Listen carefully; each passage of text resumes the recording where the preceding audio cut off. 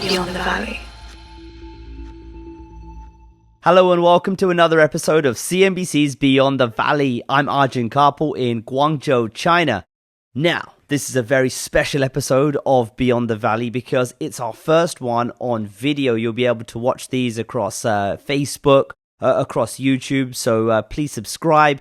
Drop us some comments, and of course you can listen to the audio-only version still across Apple, Google, and Spotify's podcasting platforms. Now, today we're going to be talking about electric vehicles and their future. Now, we're going to be talking about growth. We're going to be talking about the challenges, the companies at the forefront, and of course, driverless cars and their future too. Now, some interesting stats to kick off the conversation here. Firstly, 3.1 million electric vehicles were sold globally in 2020, according to Canalys data, a 39% year-on-year rise. Now, Canalys forecast that the number of EVs sold will rise to 30 million in 2028, and EVs will represent nearly half of all passenger cars sold globally in 2030. So strong growth ahead. Now, of course, we've had loads of interesting developments in the space. Firstly, you all know Tesla, often seen as a pioneer of the electric vehicle space as well. But some of the more traditional automakers are jumping into the fray and boosting their investments in electric vehicles. On top of that, you've got a number of startups across the world jumping into electric vehicles. One of those from China is called Xpeng Motors, and I'll be speaking to one of their top executives later on in the show as well. And tech companies, major tech companies are also setting their sights on this area. So it's action-packed and racing ahead. Now, let's kick this conversation off. And first, I'd like to introduce Ralf Kalmbach. He's the partner at Bain's global automotive practice. Bain is a global consultancy, of course. Ralf, thanks so much for joining us on Beyond the Valley. Happy to be with you. So let's kick off the conversation. In a recent report, you guys noted that the electric vehicle market will start rapidly scaling around the year 2024. So what's happening now, and until then, what's going to be driving that? Now a lot of plans that have been issued the years before are materializing. The products are coming to the market as the number of electric vehicles which are available for customers are quickly raising in between 2022 and 2024, from 100 to 200, and there are more plans to come. And we see that also on the very top, Mercedes, for example, just launched the EQS, the electric S-Class. We saw from Porsche the Taycan, Audi is launching those cars. GM is coming, the Japanese Nissan strengthening their plans, Toyota is doing a lot, Kia has introduced an entire variety of electric cars, car producers, car manufacturers. You have now a bundle of different cars to be purchased, so that we have, let's say, first time a situation where we are not just discussing electromobility, it is reality. And are consumers ready for electric vehicles at this point? And has the COVID pandemic accelerated that in any way? Yeah, we do believe they are ready. In the beginning, there was a lot of uncertainty in terms of mileage, of battery cost, recycling topics, charging, etc. It's getting now more and more clear to customers how to deal with these things. We see that an average range is 300 to 400 kilometers. You can drive those cars with a high level of reliability. You can charge them. It's not a significant problem anymore. And we see that during the COVID pandemic, there was a lot of stimulation programs being issued by different governments. For example, in Europe, if you take Germany, it's 10 or more thousand euros direct subsidization for purchasing an electric car or an hybrid, plug-in hybrid. So that this is a stimulation for sure, and is helping the car manufacturers introducing those electric cars, despite the fact that the cost for those cars are still higher than for producing combustion engine cars. Let's talk about the position of traditional automakers in this market at the moment, because one thing we have seen is a number of technology companies jump into the electric vehicle market and the smart car market. Should the automakers, the traditional automakers, be worried? If a fundamental transformation is happening, not less than a disruption to the industry, which has been in stability for 100 plus years, you need to be careful. For the moment, we do believe that the traditional automakers have understood that they need to change and transform themselves fundamentally. Volkswagen, for example, built a software competence center.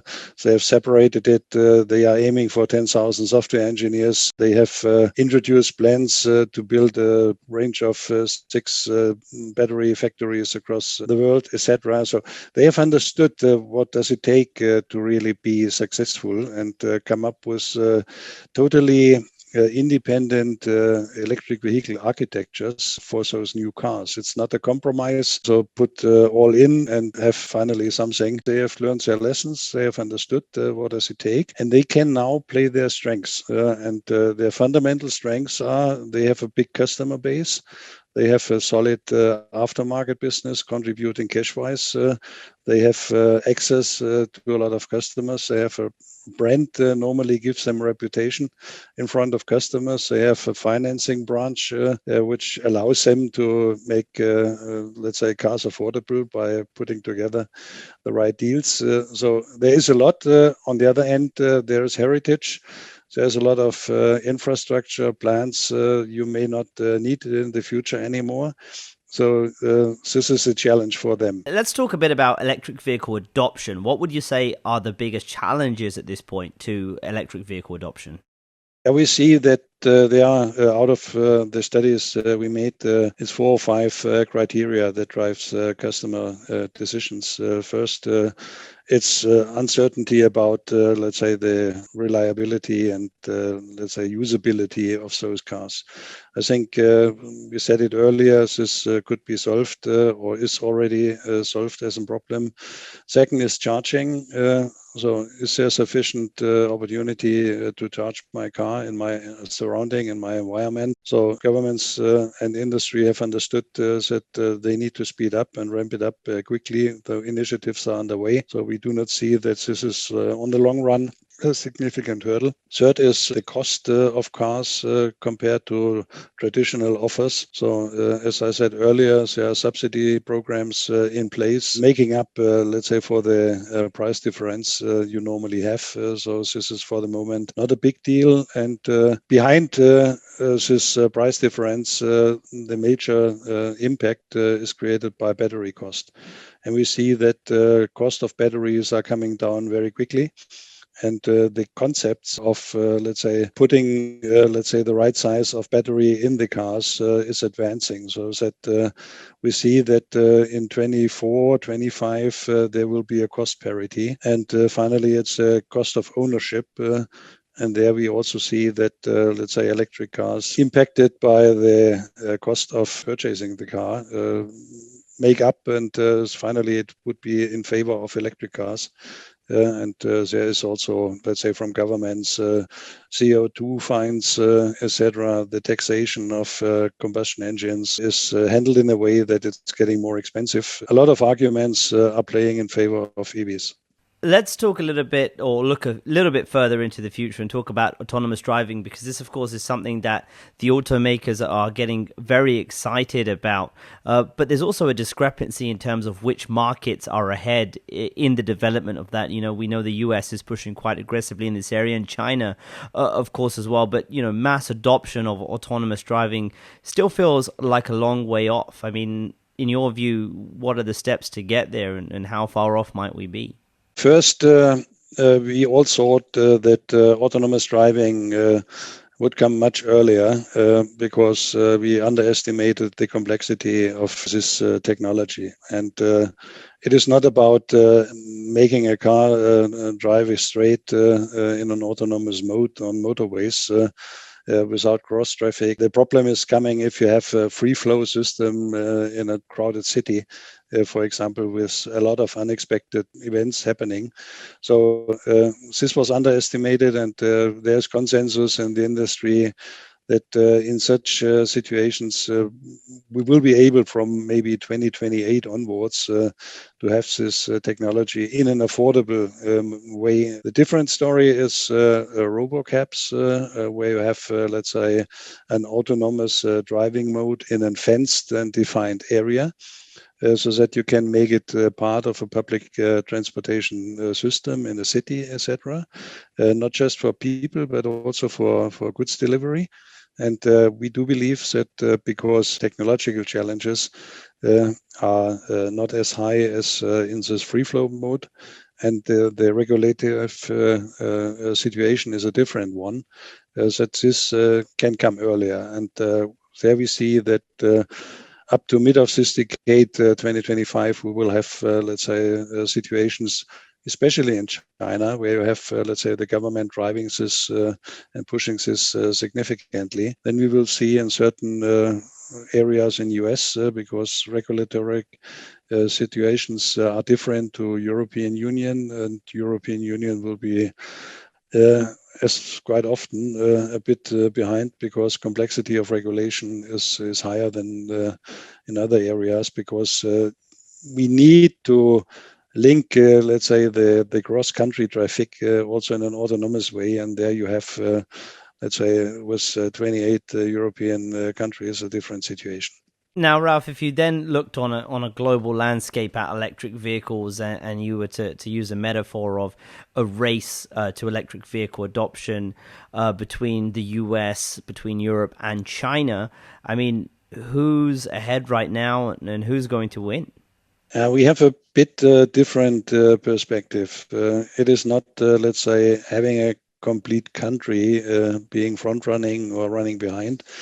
We have a situation where we need to compare urban areas. For example, New York can be compared with Shanghai because the problems are everywhere the same. So we see that from a regulatory aspect, the government need to influence mobility in a way that there's no traffic collapse happening, and you need to come up with different solutions for public transportation systems, etc. Despite this, China in the urban dense areas will be first, then US, and then we have in Europe certain areas like Amsterdam, where you have, let's say, half of the population of the Netherlands commuting around this area, or Berlin or something, Paris, London.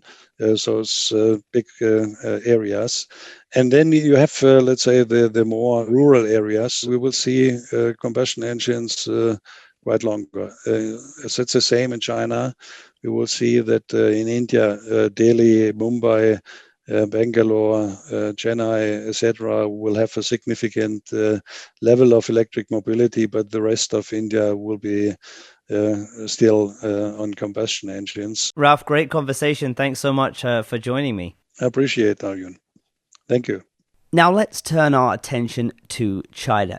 41% of global electric vehicle sales in 2020 came from China alone, just behind Europe with 42%, according to Canalys. So it's a huge market right now. And looking around, I mean, I'm just walking around Guangzhou and other cities in China, you can see quite a lot of electric cars on the road from various brands, from Tesla, from Xpeng, a number of others like NIO and Li Auto as well. So there's a lot of appetite in the market as well. And that's really come from heavy government support, subsidies, amongst other things as well, for consumers. And that's really helped spur a lot of the startups coming forward in the electric vehicle space in China as well. There have been a number that have so far been quite successful. There's also been a number that just haven't made it off the ground either. One of the ones that has done so well so far is Xpeng Motors, or Xpeng Motors as it's known. And I'm pleased to introduce Brian Gu, the president of the company. Brian, thanks so much for joining Beyond the Valley. Great to see you, Arjun. So let's kick off the conversation, of course, with the China market. This is where you're operating quite heavily. This is where you guys were founded. It's a market that, of course, has had huge government support in terms of subsidies and various other things as well.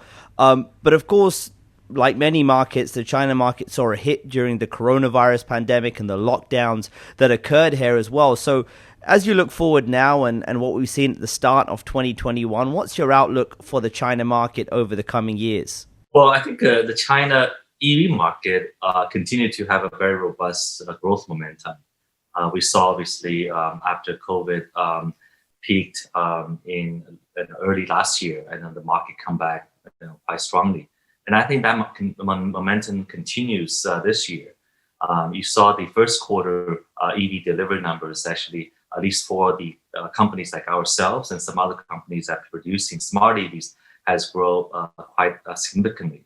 And I think the market will maintain that pace of growth, I think, at least for the next few years. It's driven mostly by, I think, continued acceptance of smart EVs by consumers. You actually see in some of the tier one cities like Shanghai, Beijing, Shenzhen, Guangzhou, the penetration rates already reached double digit in the cities, penetration being the car sales of the EV versus the overall auto sales. And at the same time, you saw China's overall EV penetration crossing 5% this year as well. So those both are very significant. So I think the growth in the next few years will probably be ahead of the government's prediction of 20% by 2025. So that's very exciting for all of us. One thing that's been real interesting in the China market is the increasing number of players, of course, in the electric vehicle space, from startups to the traditional automakers. But more recently, we've seen a number of large technology giants also enter this automotive space. You know, we've seen Baidu, for example, set up their own standalone electric vehicle venture with Geely.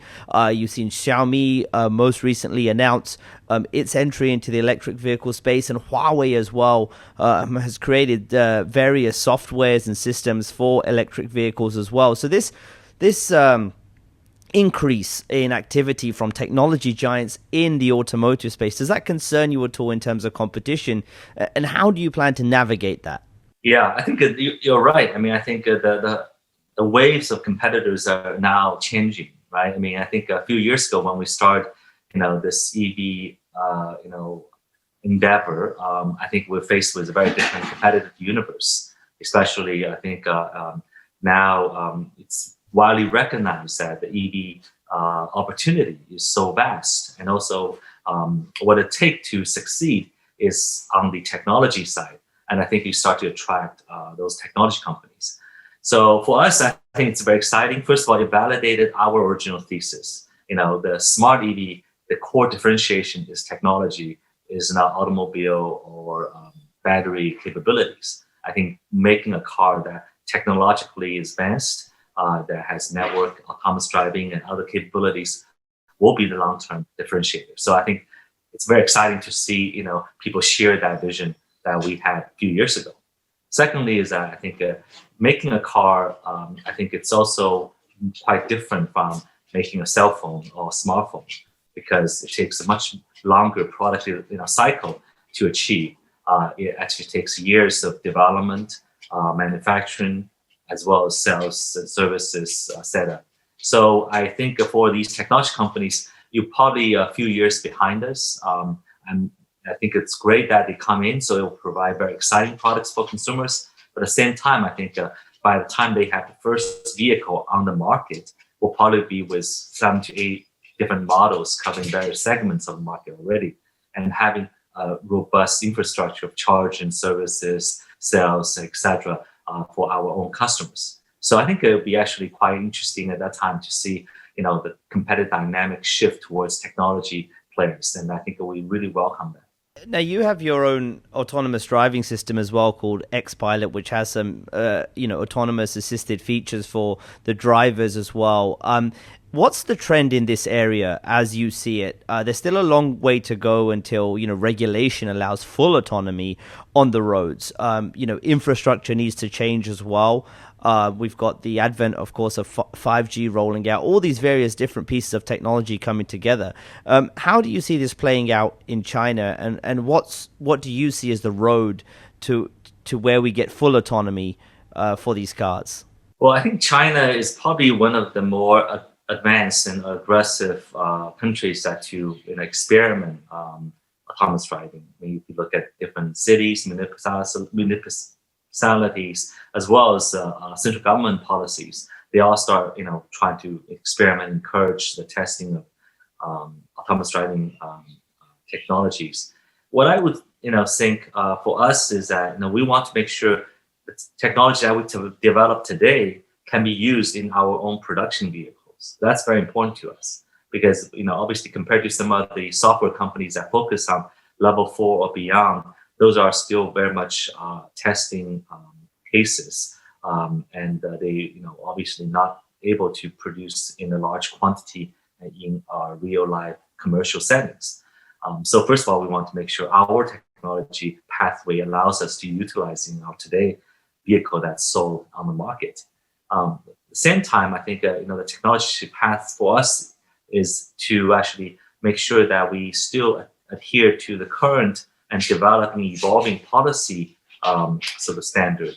For example, at the moment, there's no policy that allows full autonomy yet on the road, because that definition of liability, of responsibility is not clear. So we are still relying on what we call the level 3-like features. For example, the driver still is responsible for the vehicle, so they have to sit behind the wheels, but utilize the autonomous driving capability. That's what we have in our vehicles.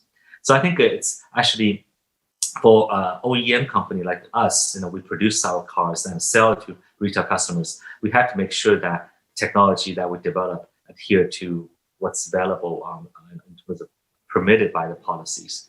But in the long run, though, we see that path of gradual improvement. For example, right now we already launched what we call the NGP, navigation guided pilot, that you can actually drive autonomously behind the wheels, driving a steering wheel on highway settings. And we will extend that probably by the end of the year, next year, to more city-like settings, the arteries, the city roads, and gradually, and then using that capability to accumulate data, corner cases, and really develop a more fulsome autonomous driving capabilities. In our mind, that path and that approach is probably more practical for automobile company like ourselves, because we can first of all have this all deployed in our vehicles and the new models coming to the market. At the same time, we can actually collect more and more data from the driving of our drivers using those smart EV products. And with that data, we can actually continue to progress towards full autonomy. I think that gradual sort of approach is what we think is more practical for us. Brian, I just want to get back to the competition again, because when a lot of people perhaps hear about Xpeng Motors, they read about it on news sites, and they see Chinese Tesla rival Xpeng Motors, and they see these headlines. What people do want to know is, though, I guess how you differentiate from Tesla, but also in terms of Tesla, they have, of course, been around for longer. They're delivering more cars than you guys in China. I mean, what are your plans to catch up in this space? Yeah, I think Tesla is a name you can't avoid talking about when you do EV, right? I mean, even if we don't talk about it, whoever that reports on the new players in the market, that's a Tesla wannabe or competitor, etc. So I think it's clear that every leading EV company in this market will have to compare themselves to Tesla. Clearly, that we have a very different approach being a Chinese company. But I think there are similarities and differences, right? The similarity being that we are tech-driven, we're R&D focused. We want our product to be, really enjoyed by mass, market instead of very niche luxury market. All that I think Tesla is doing as well. But at the same time, I think we want to develop a product that really focus on China driving scenarios. For example, the NGP I just talked about. We just had a long journey from Guangzhou to Beijing, and a lot of people actually drove our vehicle and also the Tesla vehicle alongside it. They actually had a lot of comparisons. You can see that our design of those features really thought about China-specific driving conditions, the corner cases, the lane changes, utilizing different technology approach. Because, for example, we have a high-definition map in our autonomous driving software approach, where Tesla does not use. In the next product, we're going to have a LiDAR incorporated into our sensor package. Tesla does not have that either. So we have, also being, focused on different technology approaches. But I think really focus on what your customer is really need and want, how to perfect, their user experience is, I think, what really for us is the most important. So I think Tesla, in this great name, they have a tremendous lead in terms of technology globally. Clearly, every EV company will see them as a competitor, but also a role model in some ways for the way that they pioneer in some of the business practices and technologies. So I think it's always fun to compete with such a powerful and such a capable players. But at the same time, in China, I think we're learning from other players as well. Traditional auto companies teach us how to make sure that we have the brand building and services. Some technology companies really talk about how to utilize these China marketing and social media related. So we actually learn from all these different players to really form our own strategy. You mentioned, of course, your focus on the China driving scenario, but also you have begun to lay the groundwork for global expansion as well. So, I mean, what are your plans in terms of the international markets? I think you've looked at Europe first, but what are some of the markets you see as ripe for disruption, as it were, and ripe for electric vehicle products that you're bringing to the market? Well, I think at the end of the day, a smart EV is going to be a global product. We focus on China market today because it's our home market. It's one of the largest market to focus on. But I think that the technology that we develop inside the vehicle, the autonomous driving, the upgradability of the vehicle, all that is applicable for global markets as well. We see tremendous potential globally because China, being one of the largest ones, but it's not the entire market. And if you saw Europe last year, it has exceeded China in terms of total EV sales. And I think other markets like Southeast Asia are interesting markets in the long term as well. So we want to be positioned for the long-term growth and not limited to just one market. But also the challenge of global, international strategy is very, very obvious because, it takes the, infrastructure layout, quite a long time of building a team, building your capabilities, building your brand. Those all take time and you have to do it really carefully, do it right. So we started, late last year to lay the groundwork of a European strategy. We started exporting very few, a small batch, I would say, vehicles to Norway as one of the start test cases. Choosing, Europe, especially Northern Europe, is a reason because they have one of the more mature EV market. The penetration there is as high as over 50%. At the same time, they have very strong infrastructure support for EV development. And I think they welcome, international brands to these countries. So those are the factors that we select them as the new entry markets. But overall, I think we want to make sure that we have an international growth strategy in place when we actually have our third, fourth, fifth models ready. And those models will be designed with international market in mind as well. So Brian, just as we wrap up this conversation, you're sat there at the Xpeng headquarters in Guangzhou with your design team, and you're talking about the future of the car. You're saying, what does it look like? What do we want inside of it? Will it fly? All these questions. Just kind of lay out your vision about, how you envisage the future of cars looking when everything's in place, the infrastructure, the regulations, everything like that. Well, I think this market will grow faster and more transforming than people expected. I think there are a few reasons for that. First of all is that so far we haven't really changed the look of the vehicles yet, even though we don't need an engine, we don't need a gas tank, we don't need a transmission. The car can look very different, but still, I think we still adhere to a very traditional way of looking for the vehicles. In 5-10 years, the look of the vehicle will be very, very different. I think it will more like living space than a driving piece of product, because there's no need to look that way, because those are inherited for after 100 years of development with gas engine vehicles. So I think the look will change towards more spacious. There's more technology for enjoyment inside the vehicle. There will be more connectivity.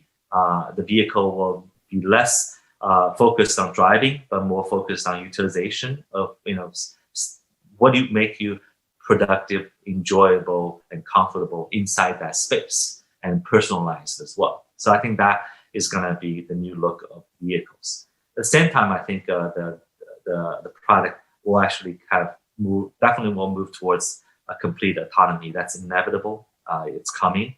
I think in 10 years time, you will start to see, the vehicles become just parts, and you will be using that potentially, without even knowing how this operates, because it's going to become a piece of, sort of space that you utilize, go from A to B, and with, personalized enjoyment inside. And in the long run, I think also, I would think the devices will be connected to other modes of transportation, because the ground transportation is just a part of transportation. I think the future products will actually be able to navigate through different modes of transportation on land, in the air, on the water, in the water, etc. So all these actually will be connected through devices and products and technology. So it will be a very interesting network of autonomous transportation grid in the three-dimensional space that we're going to have. Great, Brian. Thanks so much for taking the time to chat to me on Beyond the Valley. It was great to catch up with you again. Great to see you again, Arjun. Thank you. So what next for the electric vehicle industry? Well, there's clearly a lot of growth ahead, but I'd love to get your thoughts. Do you have an electric vehicle right now? Are you thinking of buying one? If you are, then why? If not, then why not? You can drop me a line. I'm on Twitter at Arjun Kharpal. Well, that's it for another episode of CNBC's Beyond the Valley. Thanks for listening and watching our very first video episode. I'll catch you next time. Beyond the Valley.